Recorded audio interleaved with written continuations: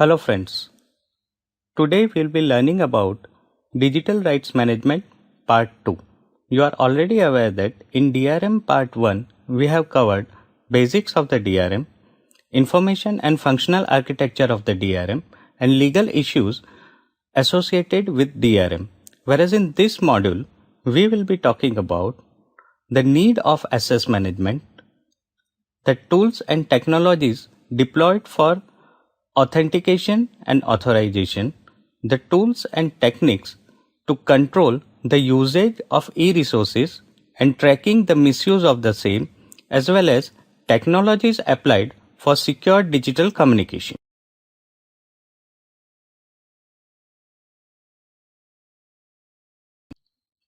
The digital rights management in a digital library consists of following four components, that are license agreement and policies, user authentication and authorization, accuracy and integrity of digital content, and accessibility, including permissions to operate on digital objects or its metadata.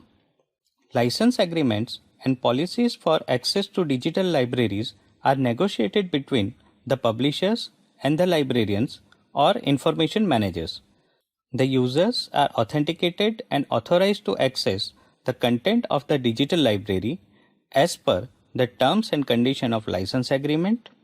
Users duly authenticated are allowed to access to information according to the nature of their clearance and authority. Unauthorized users are blocked from accessing the information. Confidentiality or trusted relationship is of paramount importance in digital library containing highly proprietary information. Accuracy or integrity means the continuing integrity of information stored in digital object server. Digital library must not allow accidental or intentional corruption of information that is stored in it by unauthorized users or programs. Accessibility means that a secure computer system must keep information available to its users. The system should be able to recover quickly in case of disaster, as well as users are given access to digital content with the permission to download in case of user and to add, edit or delete or amend in case of editors. It is not only essential to ensure the security of data on the servers, but also during the communication between clients and servers and vice versa to ensure authenticity and integrity of the data. The techniques of data encryption are used for communicating sensitive information such as users' password and personal identification number codes, that is PIN codes. Encryption renders data unintelligible and unusable even if accessed by an unauthorized person. Digital certificates are deployed to establish secure communication between clients and servers. Let us discuss the need of access management and security. Access management and computer security are two important issues in all commercial web applications, including digital libraries. Electronic content can be copied much more easily. Content owners have a great need of imposing measures to control misuse of their content in digital format. IP authentication and password access, two most commonly used authentication methods, are still not able to protect the content from being duplicated or shared. Thus, there is a need of greater rights management controls. Digital media distribution can bring a variety of new business opportunities for owners or generators of the content who incorporate the right technologies to use to control access to their digital content. Access management is necessary for commercial digital collection because their access is restricted to subscriber or license users. In case if access to digital collection is provided openly, the access control is required for assigning the responsibilities for operations such as addition, updation, addition and deletion of full text content as well as its metadata. A well-managed digital library requires tracking of all the changes so that the collection can be restored if mistakes are made or computer files are corrupted. The user authentication is first level of security mechanism to protect a computer system hosting digital libraries from unauthorized users. Authentication basically means ascertaining credential of a user that allow him or her to establish the rights to use a network identity. Login passwords and IP filterings are two methods that are commonly deployed for authenticating users. User authentication mechanism can be incorporated into firewall, a particular application, a document, a network operating system such as Linux, Unix or Windows. Now let us discuss authentication mechanisms. The first one is login ID and password based access. This is the most common mean of access control requiring the matching of a username with its associated password. Login ID and password allow publishers or producer of information to control access to their electronic resources. The two types of password are fixed passwords and dynamic passwords.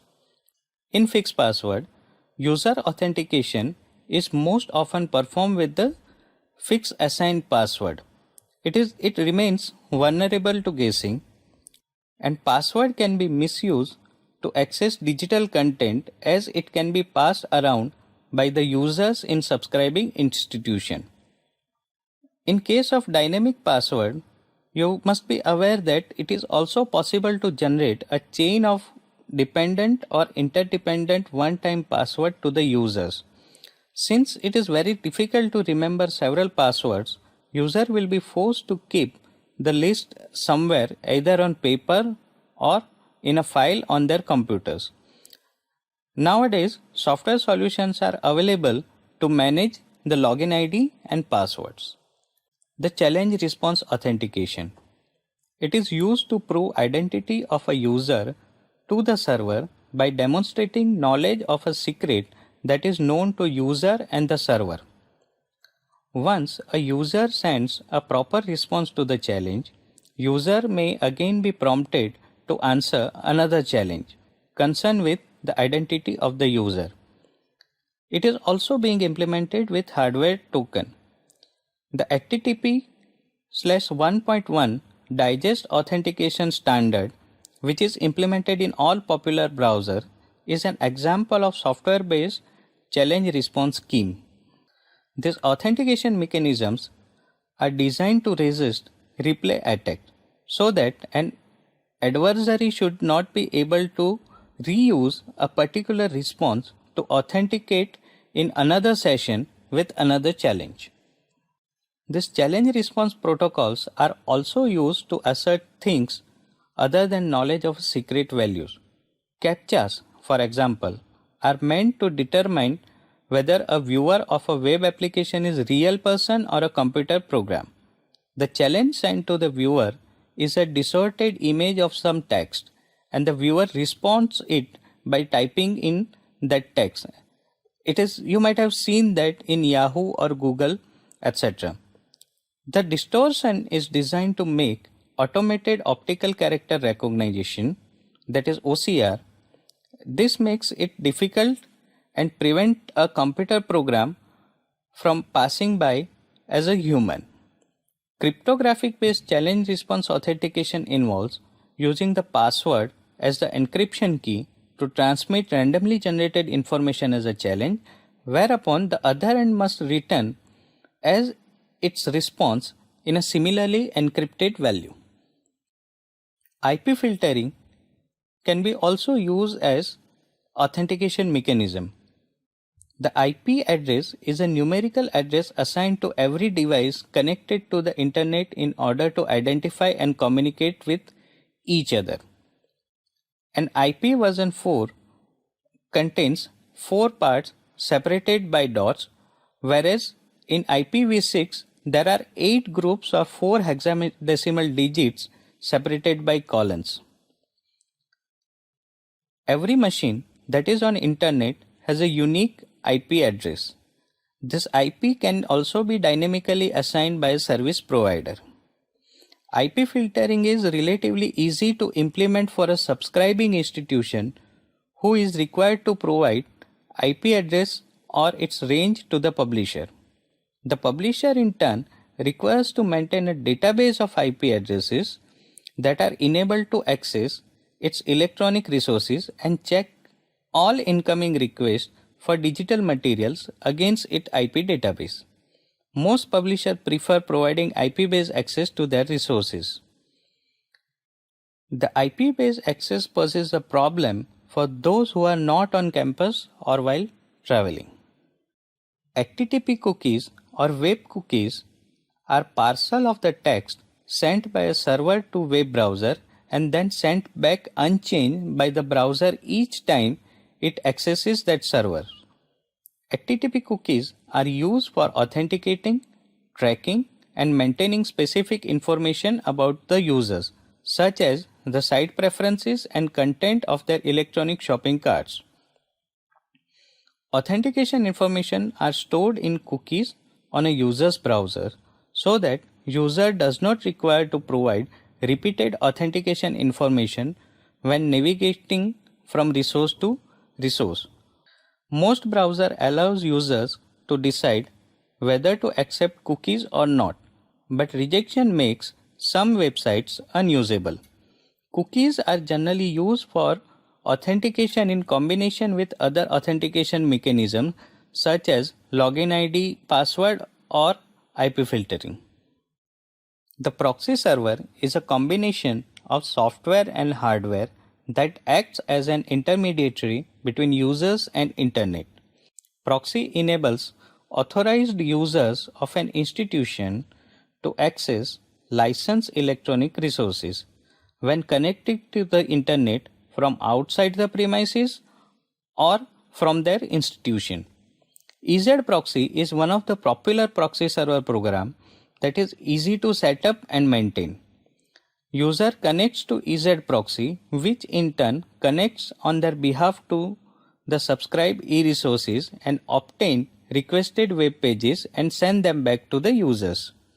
EZ-Proxy runs on a machine on the network of subscribing institution.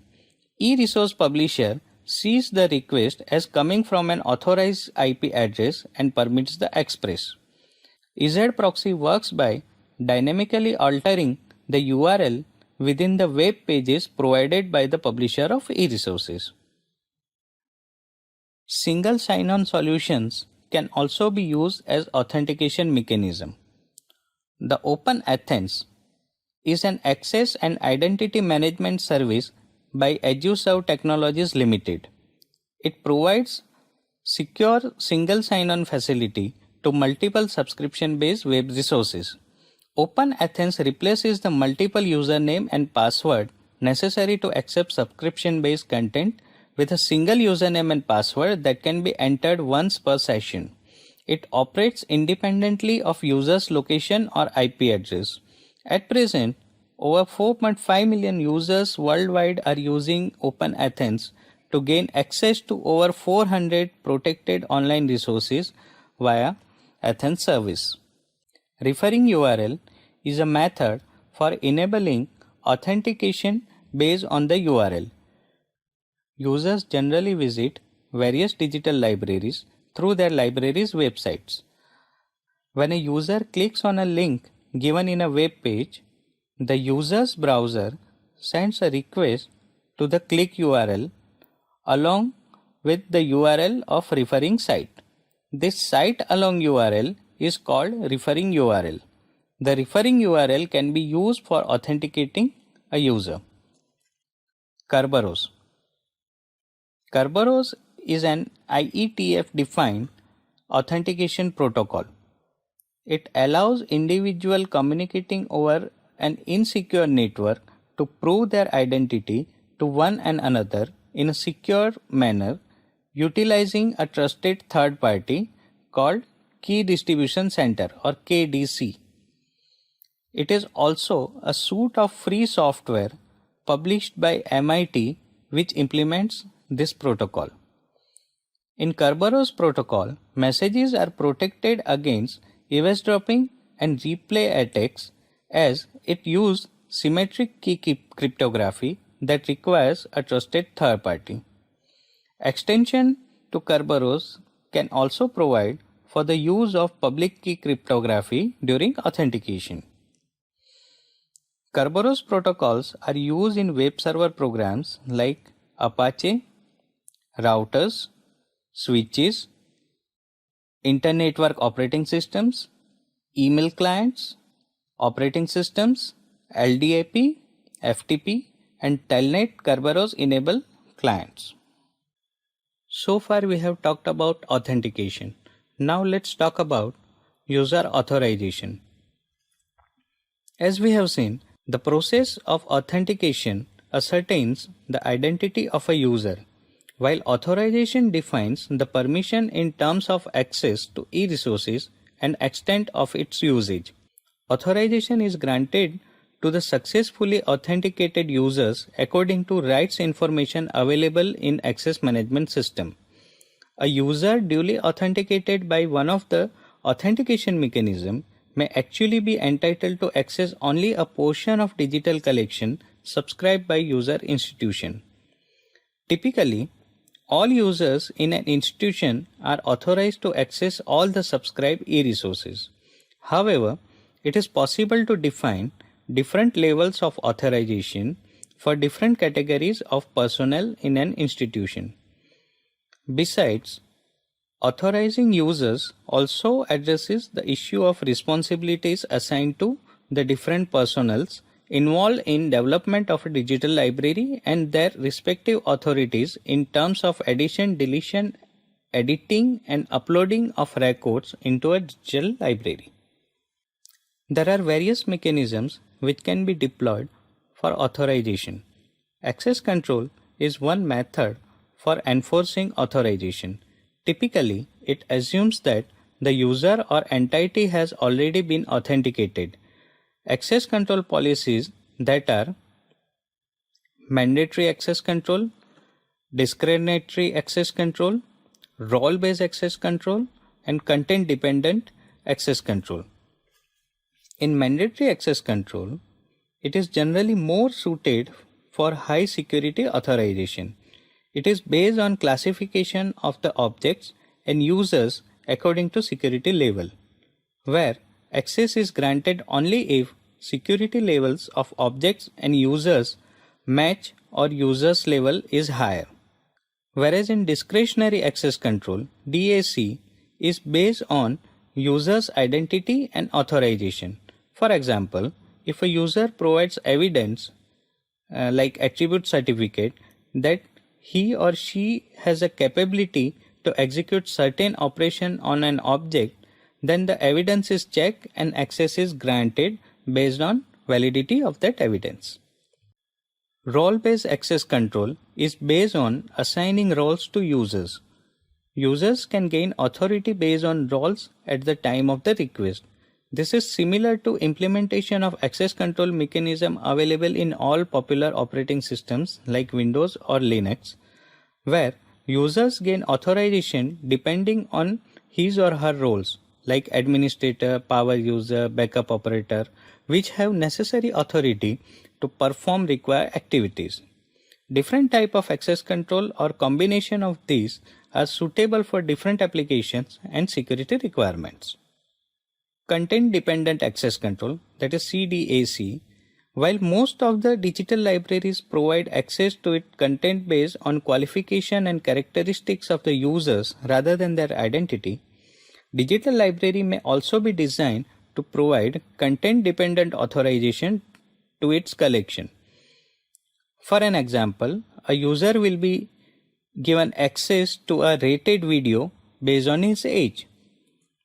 There are various technologies for access control and access tracking. A number of copy protection and access control technologies have been devised that would either restrict or completely stop unauthorized use of copyrighted material. Digital watermarking is one of them. It is a technique which allows embedding of visible or invisible copyright notice or other verification message in digital document, audio, video or image signals.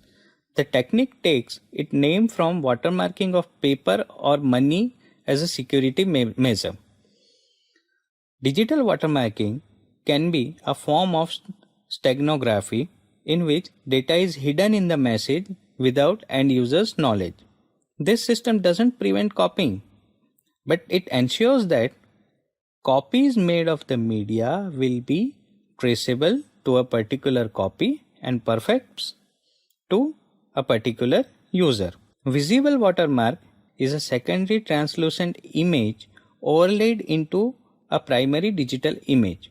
A simple example of digital watermark is a visible logo or insignia placed over a digital material to identify the copyright.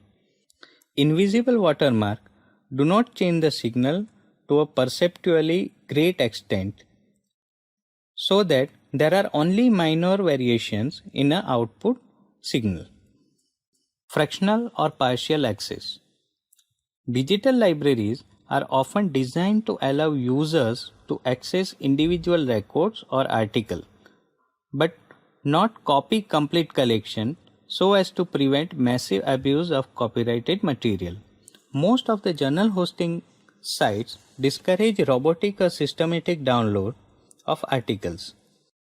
Most online journal hosting platform monitors systematic and excessive download of journal articles from its site and cut off the users doing such activities. eBrary, for example, allow only chapter of books for downloading. One can also control the interface of the content. The producers of database and other materials on CD-ROM relied on proprietary software to access and display digital contents of a CD-ROM. The formats of contents as well as the interface are designed to access it was proprietary. It was therefore hard to arrange the access the material on CD-ROM unless accompanied with the proprietary interface. Applications where web browser is the de facto interface to access the web, this method has limited applications. Flickering is the method used for allowing users to read information on the screen but not capture it by screen dumping. This method takes advantage of ability of human eye to capture rapidly changing images.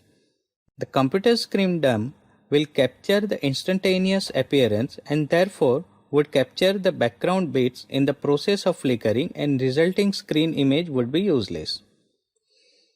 The digital object identifier is a character string or a digital identifier used to uniquely identify an object such as electronic document. The DOI system is implemented through a federation of registration agencies coordinated by the International DOI Foundation, which developed and controls the system. The digital object identifier is a mechanism for marking digital objects so as to identify them and enable copyright management and access in digital environment. The DOI doesn't change over the time, even if the article is relocated. However, a DOI resolution system is required to be updated when the change of location is made. Authentication of the digital content. Authentication of the digital content refers to continuing integrity and accuracy of information stored in digital object servers. The digital library must not allow accidental or intentional corruption of information stored in it by unauthorized users or programs. The techniques of digital signature and digital watermarking described next are used for authentication of digital object. A digital signature is electronic signature that can be used to authenticate the identity of a sender of a message or the signer of a document. It can be also used to authenticate that the original content of the message or document that has been conveyed is unchanged. To check whether a file has been tampered or not, MD5 hash value is calculated at the time of its creation and recalculated later to compare it with original. If the two are same, then the files are almost certainly the same. Digital signature can be applied to guarantee the authenticity of a digital object. Digital watermarking places a hidden data such as a unique disk. The technique allows embedding of a visible or invisible copyright notices or other verification messages in digital documents, audio, video, or image signal. It is a group of bits describing information pertaining to the image or its author or a unique ID. The technique takes its name from watermarking of a paper or money as a security measure as described earlier. It is not only essential to ensure security of data on digital object servers, but also during the communication between server, client, and vice versa to ensure authenticity and integrity of the data. It is possible for a hacker to eavesdrop on communication between user's browser and a web browser. Technology of data encryption and digital certificates deployed to establish secure communication between client and server. Encryption is used in digital rights management to restrict the use of copyrighted material, and in software copy protection to protect against reverse engineering and software piracy. Standards and cryptographic software and hardware to perform encryption are widely available. Encryption has its application in digital certificates.